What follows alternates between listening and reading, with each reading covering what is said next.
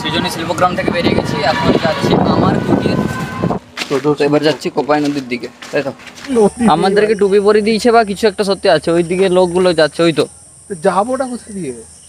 এই ঝোপঝাপ দিয়ে। এটা অরিজিনাল রাস্তা নয়, হচ্ছে ইয়েতে কোপাই নদী যাওয়ার অরিজিনাল রাস্তা নয়, কিন্তু যাওয়া যাবে।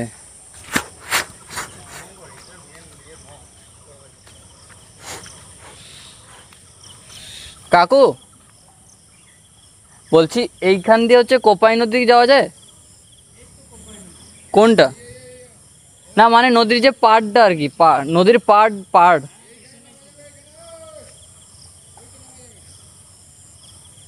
কোনটা যে?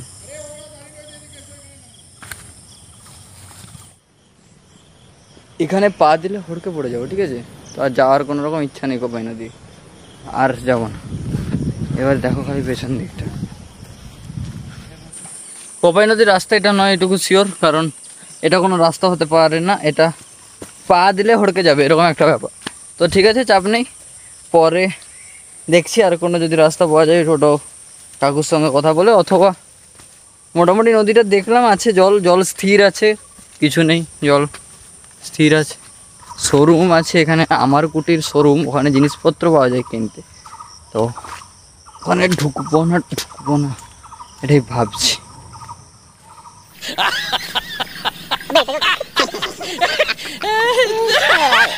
আনন্দ পয়েন্টের থেকে বেশি স্ট্রাগল করেছি আমরা কোপাই নদী দেখবার জন্য। প্রত্যেকের যদি 1.5 কেজি করে কাদা, 1.5 কেজি করে কাদা ছাড়ানো হচ্ছে, ঠিক আছে? এবার আমি ছাড়াবো যেটা দেখতে পাবে না, ওটা দেখা যাবে, আমারটা দেখা যাবে না। এলাম আমার কুটির শোরুমে, আর ঢুকবো না, কারণ ওখানে ওই হাটে যা জিনিস পাওয়া যায় ওগুলোই পাওয়া যাবে, এই বললো যেটা। তো দরকার নেই, ওখানে দেখবো না, একদম সোজা হাটে যাবো, যাতে হাটের বেশিক্ষণ টাইম স্পেন্ড করতে পারি, হাটে বেশিক্ষণ থাকতে পারি। এখানে ঢুকলে আর হবে না। এখানে একটা জিনিস আছে যে এক্সিবিশন রুম, ওইটাতে যাব। এই যে এক্সিবিশন রুম, এইটা দেখার ছিল, এটা দরকার। ভালো দেখো,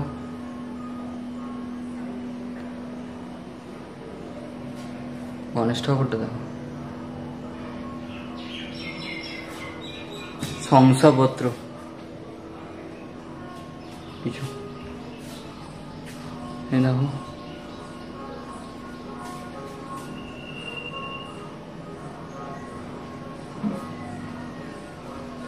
এই ব্যাগ আর ব্যাগ ভর্তি জিনিসপত্র কিছু আছে, নিশ্চয়ই এই ব্যাগগুলো হচ্ছে কারোর না কারোর মানে সম্মানীয় ব্যক্তির স্মৃতি, তার কারণে এখানে রাখা। এখানে অজস্র এরকম স্বাধীনতা সংগ্রামীর ব্যাপারে, কুটিরের ইতিহাসের ব্যাপারে, আমার কুটিরের ইতিহাসের ব্যাপারে এটা, ওকে। তারপর এখানে ছবি, অনেক ঐতিহাসিক জিনিস আছে। চলো এবার দেখা যাক বাইরের দিকে কি হয়। রবীন্দ্রনাথ ঠাকুরের বড় মূর্তি আছে এখানে, দেখলাম কোথায় আমার কুটির সোসাইটিতে, কিন্তু রোদের জন্য কিছু বোঝা যাচ্ছে না। অঙ্গুর ছবি তুলছে, তুলুক, পরে দেখছি।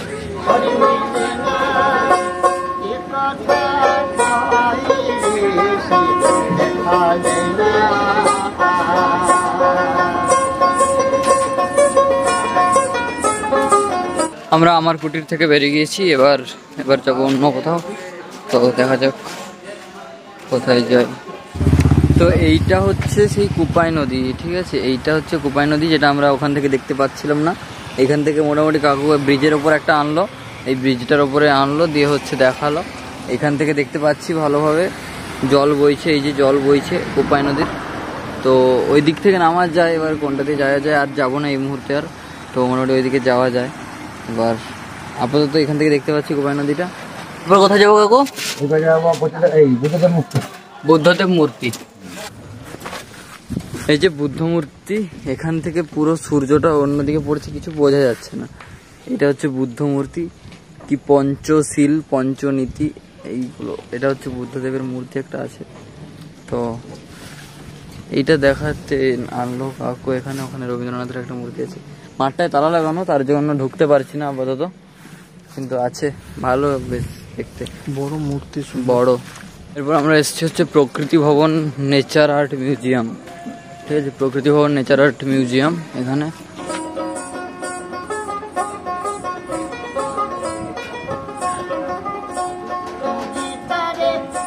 আসমান জমি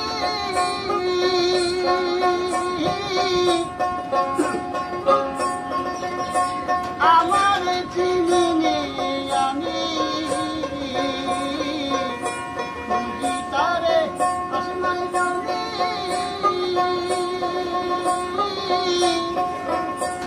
আমার চিনি নেই আমি এ বিশ্ব ভ্রমে ভূমি এ বিশ্ব ভ্রমে ভূমি আমি কোনজন সে কোনজনা বলো বলো আমি কোনজন সে কোনজনা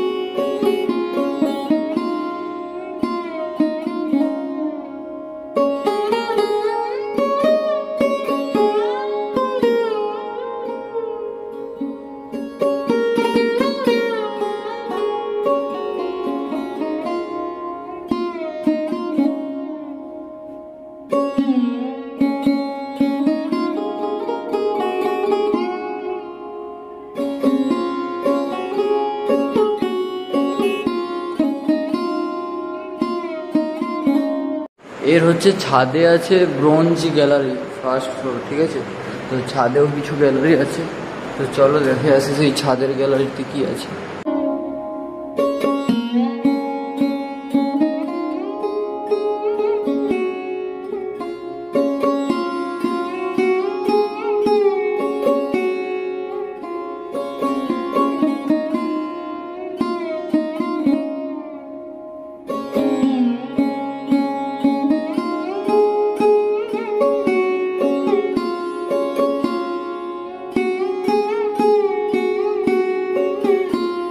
ঘোড়া, এটা বিশ্রান্ত ঘোড়া। এটা হচ্ছে চুম্বন, এপ্রিল লাভ চুম্বন। আচ্ছা, এটা হচ্ছে ভাগমতীর নৃত্য বাদুড়ের সুরে, এরকম কিছু একটা। এগুলো হচ্ছে কত্থক নৃত্য, এটাকে রিপ্রেজেন্ট করছে কত্থক নৃত্যকে। এটা হচ্ছে পায়রার নৃত্য, এটা পায়রার নৃত্য। এটা রিপ্রেজেন্ট করছে গান্ধীজির লবণ সত্যাগ্রহ।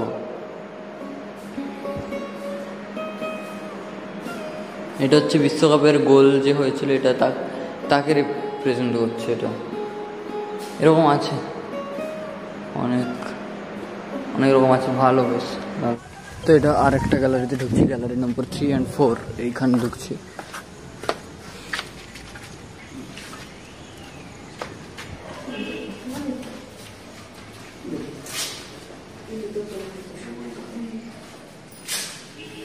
ময়ূরী, আর এটা হচ্ছে ময়ূর।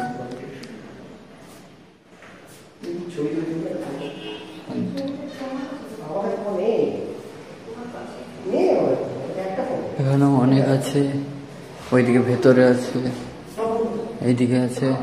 এটা হচ্ছে জলাশয়, মার্সি ল্যান্ড। এটা হচ্ছে কুমিরকে রিপ্রেজেন্ট করছে। এটা একই রকম, ওই কাঠেরই তৈরি, হচ্ছে কিছু কিছু জিনিস রিপ্রেজেন্ট করছে, বা কোথাও থেকে হয়তো কাঠটা এসছে বা নিজে তৈরি করেছে, কেউ দক্ষ কোনো মিস্ত্রি তৈরি করেছে, বাট রিপ্রেজেন্ট করছে।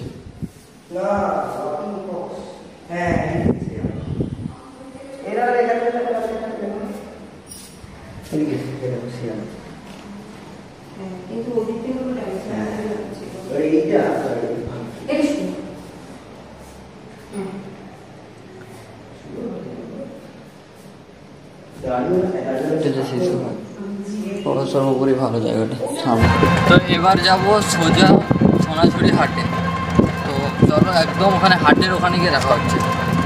তো আমরা এসে গেছি সোনাঝুরির হাটে, এবার আস্তে আস্তে পুরো হাটটা ঘুরবো, ব্যবহার করবো। পশ্চিমবঙ্গের বীরভূম জেলা লাল মাটির জন্য বিখ্যাত।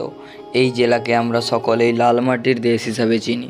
এছাড়াও এই জেলা শান্তিনিকেতন, বিশ্বভারতী, বিশ্বকবি রবীন্দ্রনাথ ও তার ঐতিহ্যের জন্যও প্রচলিত। এসব ছাড়াও শান্তিনিকেতনের কাছে একটি স্থান আছে যার নাম সোনাঝুরি। এই জায়গাটি একটি বিখ্যাত ট্যুরিস্ট ডেস্টিনেশন হিসেবে নিজের জায়গা করে নিয়েছে। এই জায়গাটি সপ্তাহের শেষে 1 থেকে 2 দিন কাটানোর জন্য একটি উত্তম উইকেন্ড ডেস্টিনেশন। সোনাঝুরির প্রধান আকর্ষণ হলো একটি 2 দিনের মেলা বা হাট, যাকে সোনাঝুরির হাট বা শনিবারের হাট বা খোয়াই হাটও বলা হয়। এখানকার স্থানীয় আদিবাসী পল্লীবাসীদের হাতের তৈরি শিল্প সামগ্রী কেনার জন্য হস্তশিল্প প্রেমীরা এখানে আসেন অনেক বিদেশি পর্যটকও। ফলে হস্তশিল্পর চাহিদা উত্তর বৃদ্ধি পাচ্ছে। একই সঙ্গে চালু হয়েছে বীরভূম, বোলপুর এবং স্থানীয় এলাকার আদিবাসী সংস্কৃতির মিলনক্ষেত্র। সেখানে আদিবাসী নারীরা মাদলের তালে নৃত্যের আলপনায় চতুর্দিক ভরিয়ে তোলেন। ধিতাং ধিতাং শব্দে মুখরিত হয়ে ওঠে এখানকার আকাশ বাতাস। ধামসা বাজে, মাদল বাজে, আর সাঁওতালি ঝুমুর গানের সঙ্গে বাজে বাঁশি আর বানাম। অনেক আলাদা আলাদা দল এদিক ওদিক নিজেদের মতো জায়গা করে নিয়ে অনর্গল নেচে চলেছেন। মানুষ তাদের ঘিরে বসে দাঁড়িয়ে উপভোগ করছেন সেই মাটির সুর। নানা জায়গা থেকে এই আদিবাসীরা এসে সমবেত হন ধামসা, মাদল, বাঁশি, বানাম নিয়ে। মেয়েদের পরনে সাদা হলুদ রঙে লাল পাড় শাড়ি আর মাথায় পিতলের কলসি 2টি করে, একটির ওপর আরেকটি বসানো, তাতে গাছের শাখা। আদিম ছন্দে তাদের এই চিরন্তন ঝুমুর নাচ, যা অপূর্ব পরিবেশ তৈরি করে। শনিবারের খোয়াই হাটে আসা পর্যটকরা আদিবাসীদের নাচের সঙ্গে কোমর দোলান, কয়েক মুহূর্ত আদিমতাকে ছোঁয়ার চেষ্টা করেন। রবীন্দ্রপ্রেমীরা মাটির সুর ভালোবাসেন, এ এক বিস্ময়। আধুনিকতার সঙ্গে আদিমতার মেলবন্ধন ঘটে এই বোলপুরের খোয়াইতে। ইউক্যালিপটাস আর সোনাঝুরির ফাঁকে ফাঁকে লাল মাটি আর কাঁকরের ওপর আসন পেতে বসে এই মেলা। মাটির সুর যাদের এখনও টানে তারাই হাজির হন খোয়াইয়ের হাটে। নীরব প্রকৃতির মাঝে এই মিলনক্ষেত্র বড়ই আনন্দের। সময় বদলাচ্ছে হাট। আদতে যা ছিল শনিবারের হাট তা এখন হয়ে উঠেছে প্রাত্যহিক। সরকারিভাবে কিছু চালা তৈরি করা হয়েছে নিরাপত্তার ব্যবস্থাও। তবে শান্তিনিকেতনকে এড়িয়ে পর্যটকদের শুধু হাট দেখা এবং ঘোরার প্রবণতা অবাক করে দিচ্ছে স্থানীয়দের। আজ এই হাটের ব্যাপকতার পিছনে যে নাম সবার আগে উঠে আসে তা হলো বিশ্বভারতী কলা ভবনের প্রাক্তনী প্রয়াত শ্যামলী খাস্তগির। তার উদ্যোগে এই শনিবারের হাট তথা খোয়াই হাট এলাকায় বিখ্যাত হয়ে ওঠে। তখন হাট বসত সপ্তাহের শেষের বিকেলে। মূল উদ্দেশ্য পার্শ্ববর্তী এলাকার মানুষ, বিশেষত মহিলাদের তৈরি নানা হস্তশিল্প ও খাবার বিক্রি। আস্তে আস্তে তার পরিধি বাড়তে থাকে। এখন তো গাছের নিচে তৈরি হয়েছে মাচা। কাতারে কাতারে বাড়ছে ক্রেতা বিক্রেতার ভিড়।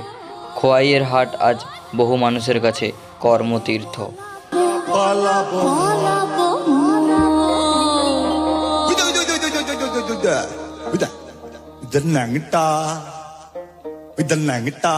दूरे ढोल कट कट है लंटी दूरे ढोल कट ओ कट है बतौर पीर दिन फूल फुटे अरे बतौर पीर दिन फूल फुटे पिंडहारा पाला सर बहन पाला बो मोरे पिंडहारा पाला सर बहन पाला बो मोर लंटी दूरे ढोल काटे